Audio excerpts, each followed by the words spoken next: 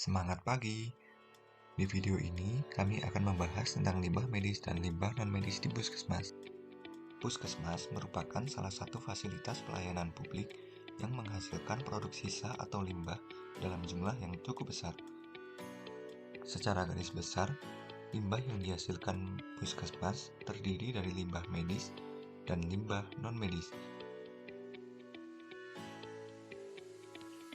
Limbah non-medis, disebut juga limbah rumah tangga atau limbah domestik, adalah limbah yang dihasilkan dari kegiatan di luar medis. Limbah non-medis berasal dari kantor, dapur, laundry, aktivitas pemeliharaan lingkungan, dan aktivitas umum lainnya, baik yang dilakukan oleh petugas maupun pengunjung puskesmas.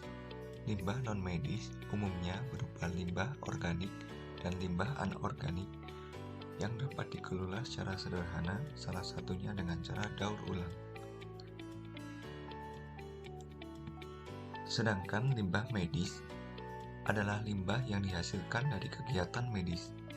Limbah medis dapat berasal dari IGD, kamar bersalin, rawat inap, rawat jalan, laboratorium, dan farmasi.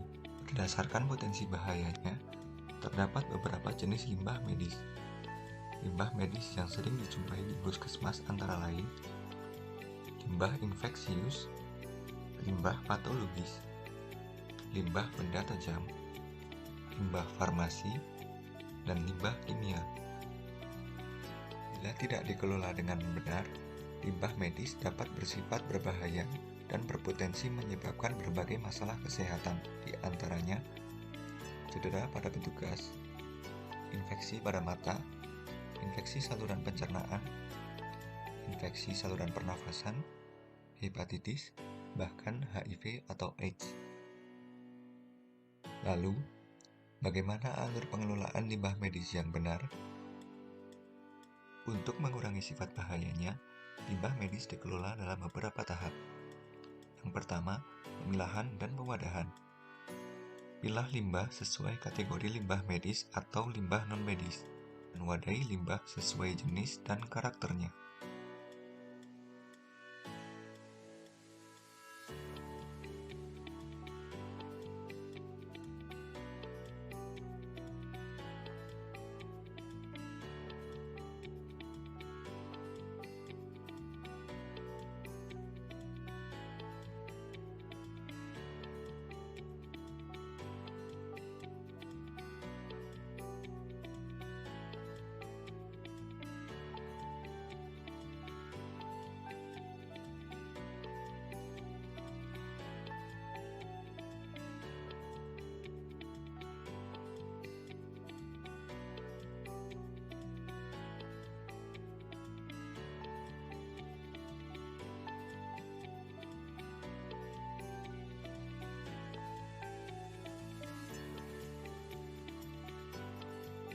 Tahap kedua, pengangkutan.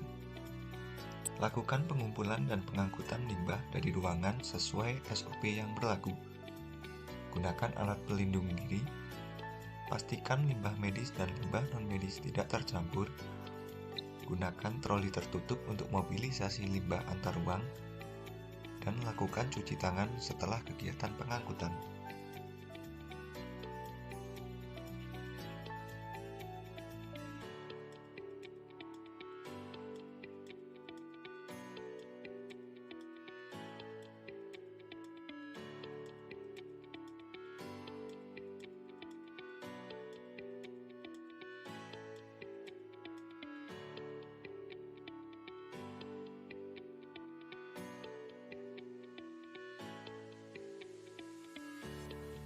Tahap ketiga, penyimpanan sementara. Simpan limbah medis dalam waktu dan tempat yang sesuai ketentuan. Manfaatkan penggunaan cold storage dan atur pada suhu di bawah 0 derajat Celcius untuk penyimpanan limbah medis dalam waktu yang lama.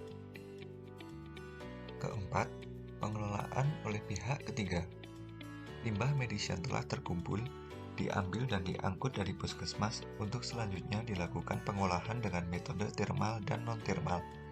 Salah satunya adalah dengan pemusnahan menggunakan insinerator. Lakukan pengelolaan limbah medis yang benar. untuk menciptakan lingkungan puskesmas yang nyaman dan aman bagi pasien maupun petugas. Terima kasih, semoga bermanfaat.